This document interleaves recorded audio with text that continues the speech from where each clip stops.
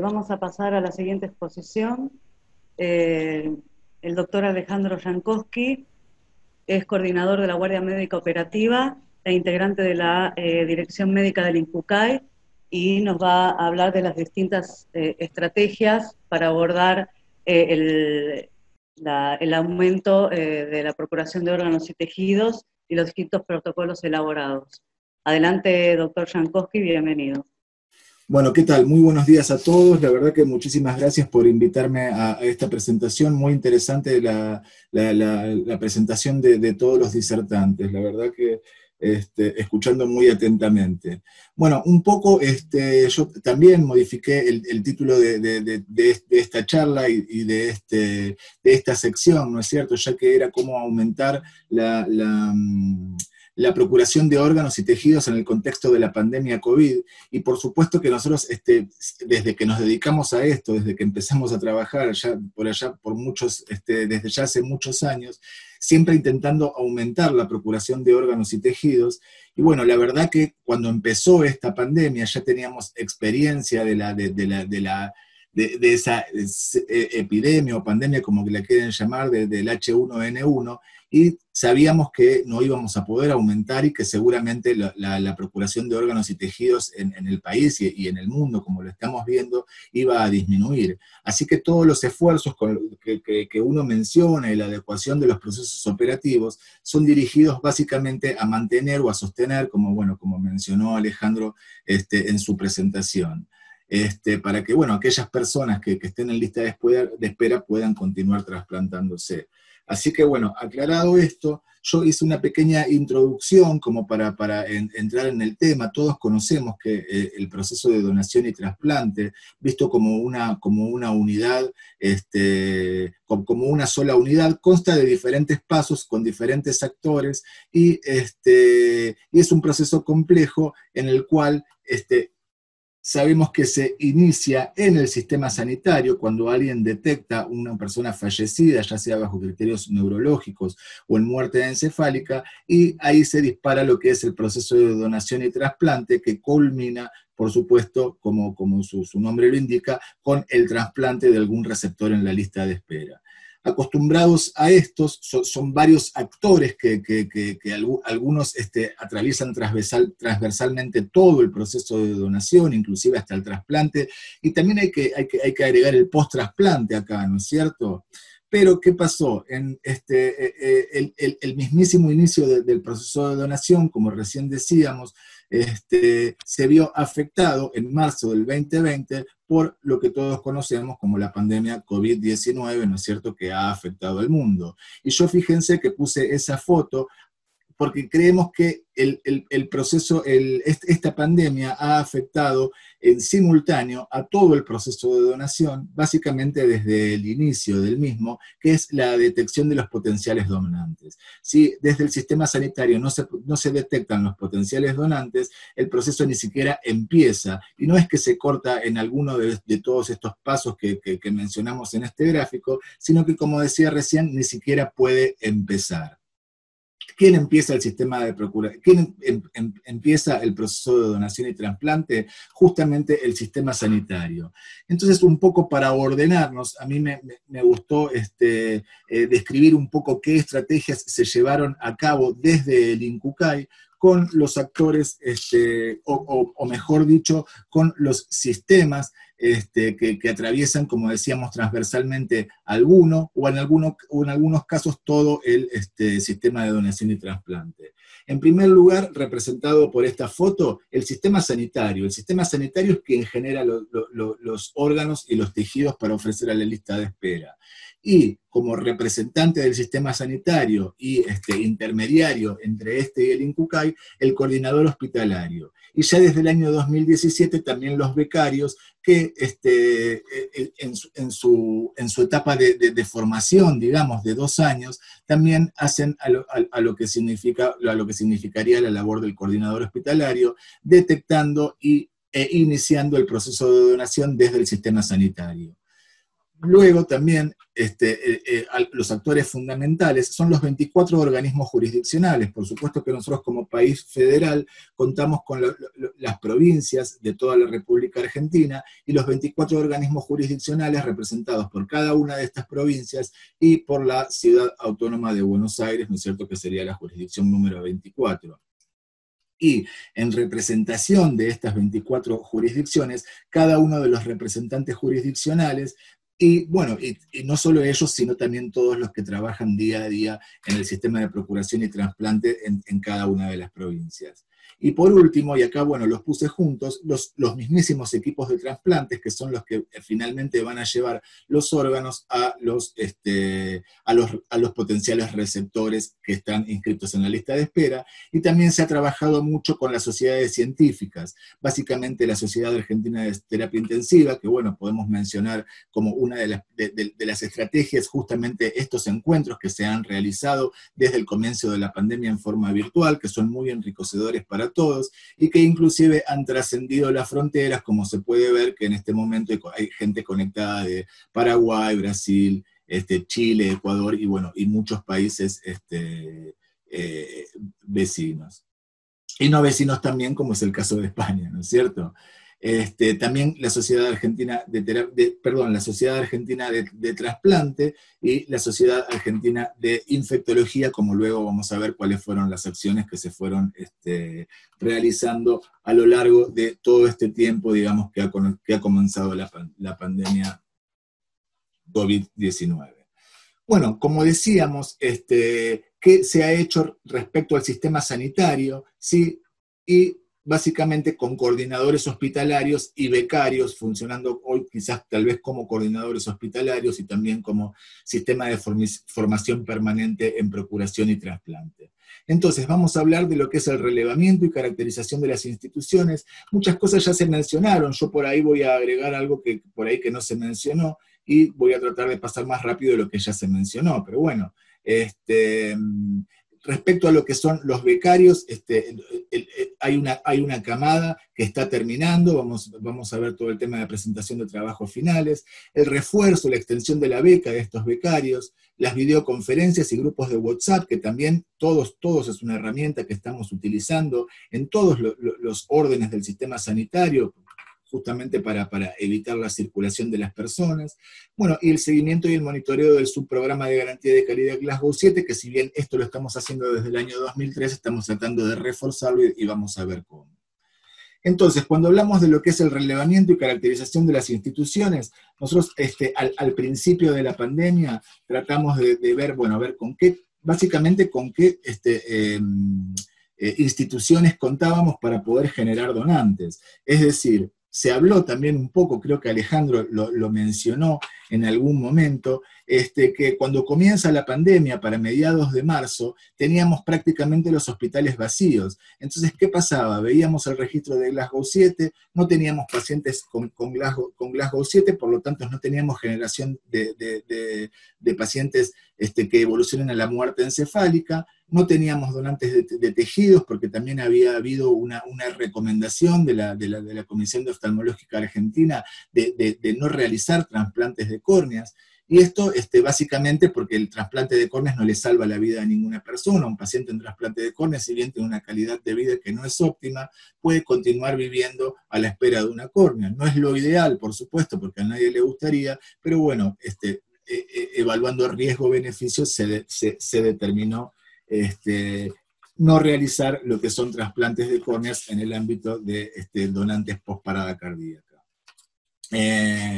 Bueno, entonces lo que se hizo básicamente, se trató de relevar y caracterizar las instituciones con mayor potencialidad generadora de donantes. Para eso se habló con los coordinadores hospitalarios, esto también se hizo con los coordinadores jurisdiccionales, para que nos den un perfil de cada uno de sus hospitales, principalmente el grado de complejidad, qué tipo de pacientes recibía, si este tipo de pacientes que recibían había cambiado en el contexto de la pandemia, es decir, si se había seleccionado como hospital COVID o si se había seleccionado como hospital no COVID, como pasó, por ejemplo, para darles un ejemplo, el Hospital Padilla de Tucumán en la actualidad, que es el hospital que más donantes tienen a corazón batientes de la República Argentina, es un hospital que se seleccionó no COVID. Entonces, en el caso, doy este ejemplo porque también nos manejamos así con la mayoría de los hospitales. En el caso de estos hospitales que no se habían seleccionado como COVID, también se averiguaba si tenían circulación diferencial o no, porque obviamente se seleccionaron para no tener internación COVID, pero una persona que estaba con fiebre quizás podía ingresar a la consulta, entonces esa persona que estaba con fiebre probablemente podía ser un caso sospechoso y debía tener una circulación diferencial para preservar a todo el resto de los internados en el hospital. Y en el caso de que sí se considere un caso sospechoso por la epidemiología o porque se mande a hisopar o por lo que fuere, sería derivado a otro centro asistencial que estaba catalogado como centro COVID. Entonces, este relevamiento a nosotros nos sirvió muchísimo, fundamentalmente para saber cómo estaban ocupadas las camas de las terapias intensivas.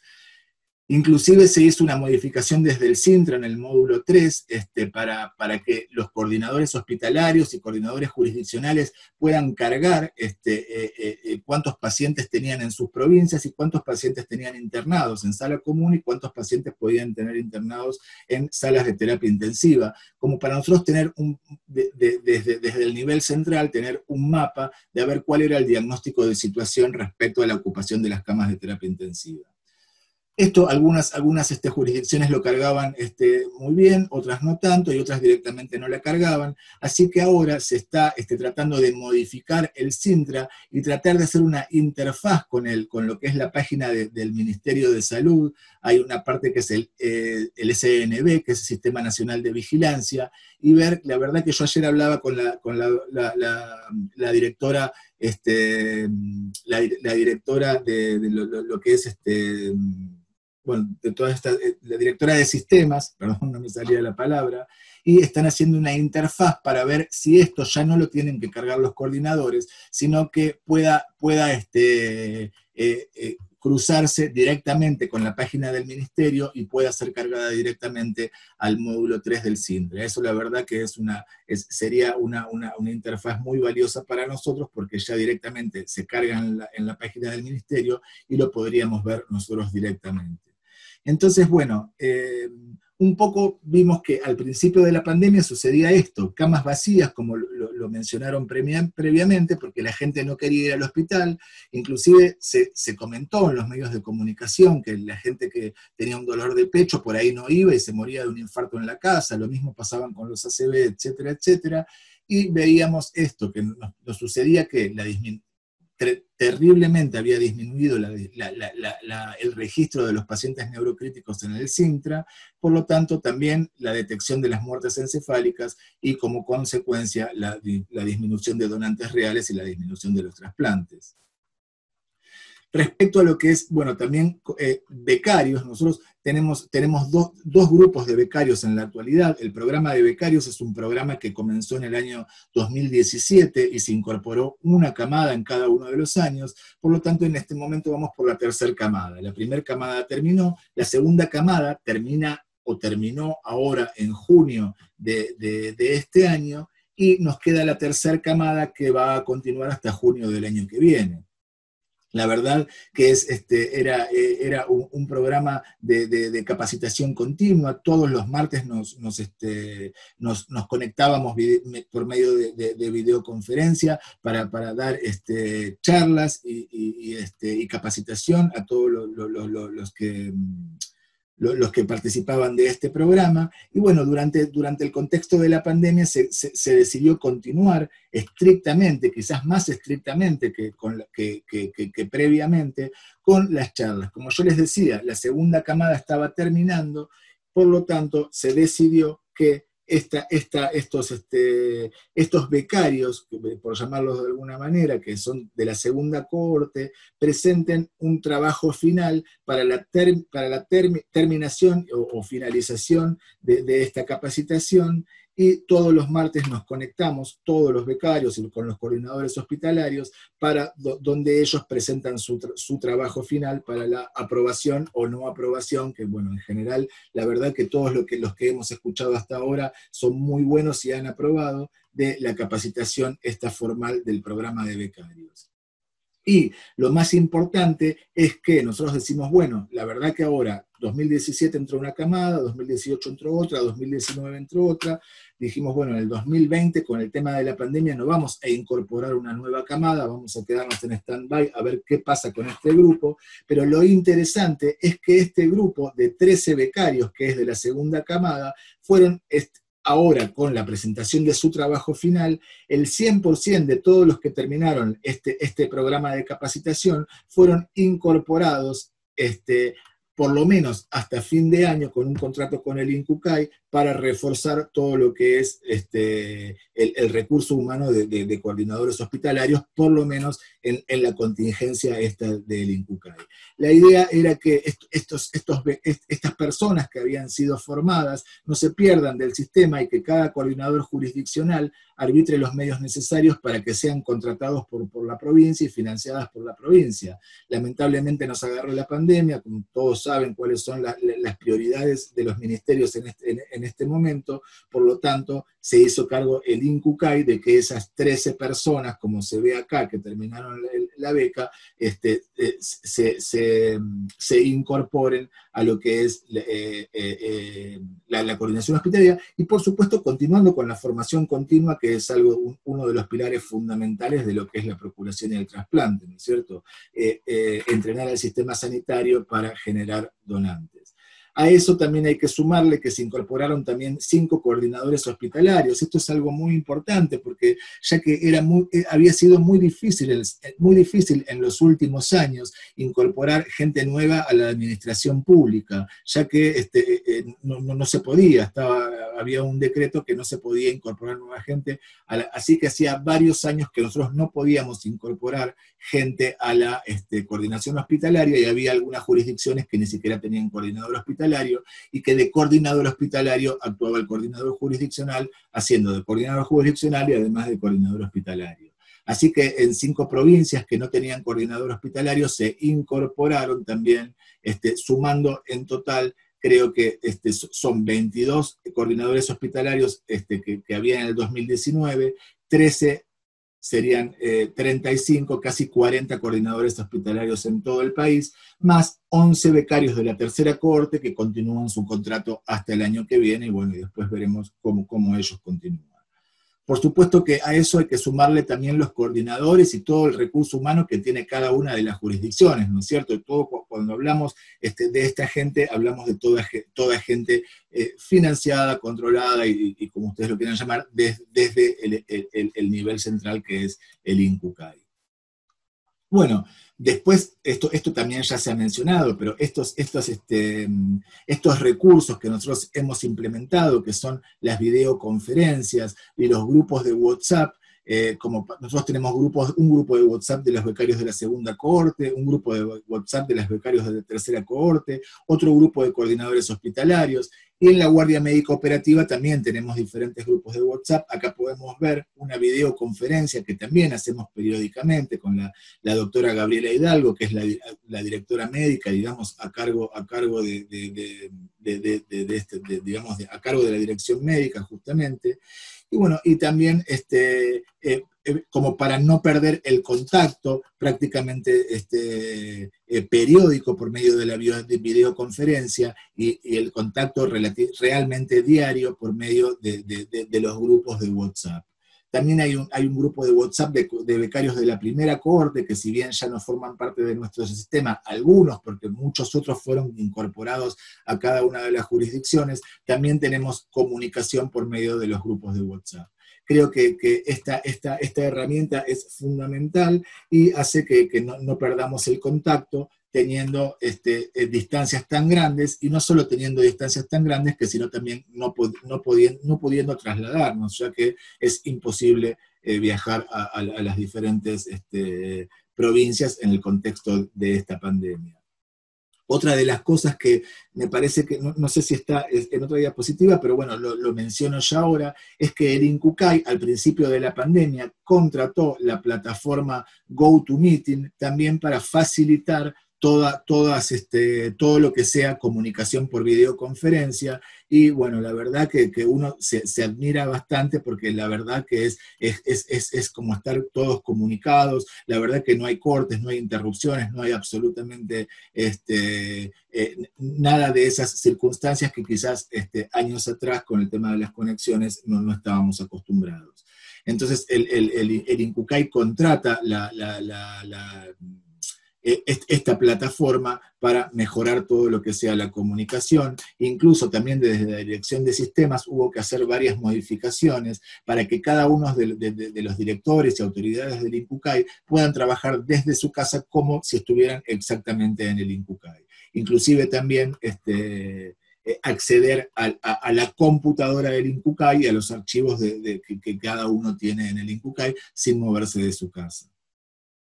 Otra de las cosas que a mí me pareció muy interesante, que bueno, bien lo describió el doctor José Luis Bustos, el tema del seguimiento y monitoreo del subprograma de calidad, de garantía de calidad Glasgow 7. Yo siempre cuento al principio de la pandemia, en una de las primeras cofetras que se realizó, yo me puse a buscar un poco cómo había sido modificado el Glasgow 7 respecto a la pandemia, y cómo habían sido modificados la detección de muertes encefálicas y la detección y la generación de donantes reales. Y la verdad que llamativamente, entre comillas, porque la verdad que esto es algo que ya habíamos visto, y cada vez que suceden estas situaciones nosotros lo reafirmamos, es que la carga de Glasgow 7 es directamente proporcional a la generación quizás no es la palabra más feliz, pero a la detección de muertes encefálicas. ¿Y cómo reafirmamos esto que acabo de decir?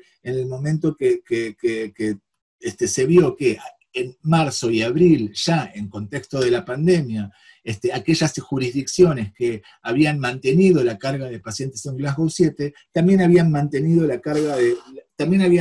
la detección de muertes encefálicas y la generación de donantes. Y en general fueron aquellas jurisdicciones con mayor desarrollo, como pueden ser Santa Fe, Córdoba, Tucumán o Misiones inclusive. Entonces, bueno, Ale, estamos sobre el horario. Bueno, ¿cuánto tengo? Ya estamos sobre la hora. Bueno, entonces voy a ir un poquito más rápido. Entonces, bueno, importante el mantenimiento de todo lo que es el seguimiento del Glasgow 7. Respecto voy a ir solamente con esta diapositiva, respecto a las instancias que se hicieron con los coordinadores jurisdiccionales. Bueno, caracterización de los organismos provinciales de ablación implante, básicamente lo que es cuál es el grado de desarrollo, hay mucha diferencia, entonces tratar de agrupar a las jurisdicciones según su grado de desarrollo, y desde el INCUCAI tratar de reforzar a aquellas que no tienen demasiado de desarrollo. Bueno, las cofetras mensuales, ya las había mencionado el doctor Zorati, pero para que ustedes se den una idea, durante todo el 2019 se realizaron 4 cofetras, en promedio una cada 3 meses, y en lo que va del año 2020 se realizaron 6 cofetras. Se realizaron 2, hasta 2 en marzo, y después se realizaron en abril, mayo, junio y julio. Por supuesto que las del 2019 fueron presenciales en diferentes provincias, y estas fueron todas en forma de videoconferencia. Se realizaron también diferentes coretras, reuniones regionales, en donde también se trataba de incorporar no solamente a las autoridades, sino a todo el grupo de trabajo de cada una de las jurisdicciones, en donde se realizaron estas cofetras regionales, como para también lo mismo, ver qué es lo que se está faltando. Yo por ahí no quería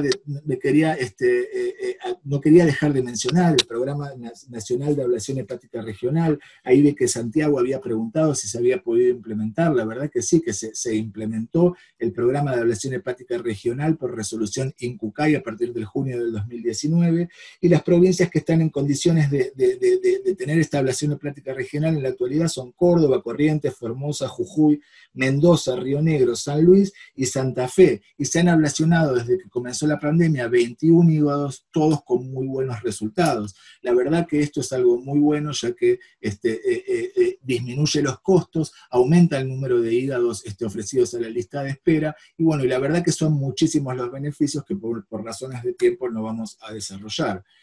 También lo que se hizo, se suspendió el programa All for All, que ya lo mencionó el doctor Zorati, para que los riñones, el espíritu del programa era disminuir los tiempos de isquemia. Pero bueno, el riñón, la distribución, como ustedes saben, se convertía en nacional, entonces los riñones estaban viajando por todo el país, y ya fue mencionado, así que lo vamos a pasar por alto.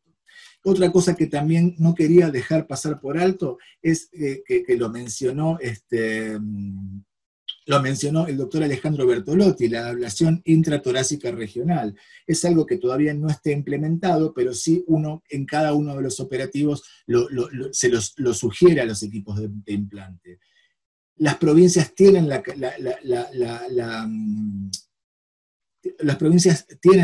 capacidad de ablacionar algunas hígado, algunas corazón, algunas pulmones, y algunas corazón y pulmones. Entonces, si bien todavía no se ha realizado una resolución, se le sugiere en cada operativo, cada vez que existe un órgano intratorácico en una provincia donde no van a dejar entrar a ablacionistas de Buenos Aires, o van a realizar o van a pedir un COVID de las últimas 48 horas, lo que se hace es, se les ofrece, si no se los ablaciona la misma provincia. En todas las provincias hay cirujanos capacitados, y en general se capacitaron en centros de implante de Buenos Aires, en el Hospital Argerich, en la Fundación Favaloro, en el Hospital Italiano, y sería bueno tener esta conexión para que esta gente que ha sido preparada y que cuando se fueron formados ablacionaban corazones y ablacionaban pulmones. Lo que pasa es que por ahí, qué sé yo, ahora hace algún tiempo que no lo hacen porque se han vuelto a sus provincias, pero bueno, sería cuestión de manejarlo, y yo creo que sería una gran herramienta. Otras de las herramientas que también les ofrecemos es la realización de un hisopado en el momento de que se genera el operativo. Alejandro lo dijo, es un poco complicado, pero a veces con un poco de esfuerzo se puede hacer. Y desde ahí, a partir de eso, el INCUCAI está tratando de hacer un convenio con el Hospital Italiano para que se realicen los hisopados. Ingresan muestras durante las 24 horas, y el resultado estaría en 2 o 3 horas. Según cómo se vaya dando el operativo, a veces es viable y a veces no. Y a veces también nos hemos encontrado que equipos de trasplante nos han dicho, no, la verdad que yo no me voy a hisopar para ir a hacer una ablación. Y bueno, lo tenemos que respetar porque cada cual decide qué es lo que quiere hacerse. Bueno, yo la verdad que esto lo que decía de las coretras, la ablación, tuvimos que adecuar los traslados terrestres y aéreos, porque la verdad que nosotros estábamos muy acostumbrados con Jetpack y Aerolíneas Argentinas los traslados aéreos, pero la verdad que eso se ha suspendido y ahora dependemos de los traslados terrestres, que por supuesto, o de vuelos aéreos privados, que bueno, para el Estado público es costosísimo y prácticamente inalcanzable. Entonces son cosas que prácticamente no se manejan, salvo alguna rara excepción. Pero sí hubo que adecuar la operatividad. La verdad que habría muchas cosas para decir, pero no hay tiempo. Lo que sí es interesante es que una de las cosas que nos ha quedado es un poco más a trabajar en red, y no que la ciudad de Buenos Aires sea como el ombligo del mundo y venga toda la ciudad de Buenos Aires. ¿Por qué digo eso? Nosotros antes, cuando había vuelos, nos resultaba más fácil traer algo por un vuelo a la ciudad de Buenos Aires que quizás por vía terrestre a la provincia de al lado. Hoy estamos haciendo eso por vía terrestre a la provincia de al lado, entonces se fortalece la regionalidad, que creo que es un beneficio que nos está dejando la pandemia, y que ojalá realmente eso quede también para después de la pandemia, y que la ciudad de Buenos Aires no sea central para todos los procesos. Bueno, por último, esto creo que yo ya lo dije, pero también me gustaría mencionar lo del protocolo que se hizo con la SADI, la SAT y el INCUCAI. Ya se habló, pero bueno, igualmente creo que hay que mencionarlo. La interacción con la Sociedad Científica de Terapia Intensiva, y bueno, y también el diagnóstico de situación respecto a la operatividad de todos los equipos de trasplante. Ya para terminar, la verdad que esto es una nota que salió en el Diario de Nación al finalizar junio, donde dice que la Argentina logró sostener la actividad de donación y trasplante durante la pandemia. La verdad que para nosotros, para todos nosotros, esto es un gran orgullo. Si bien uno saca el año 2019, donde fue un año bastante atípico, que después de la ley llegamos a los 20 donantes por millón, la verdad que un índice bastante soñado y que muchas veces lo soñábamos para el año 2020. Decíamos 20 donantes por millón. Bueno, lo alcanzamos en el año 2019 y en el año 2020 seguramente vamos a terminar con los índices previos que estábamos entre 13 y 15 donantes por millón del 2016 al 2018. Y ahora sí, ya para terminar, y un poco lo que decía Cristina al principio, que esto es una tarea noble y apasionante.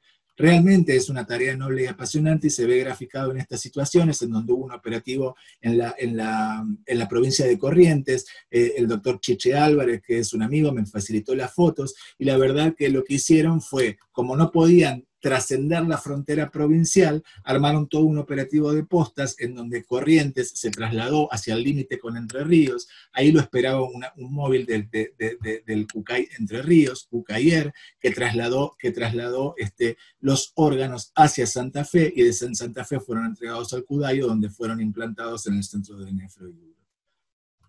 Bueno, muchas gracias a todos. Disculpen el atraso.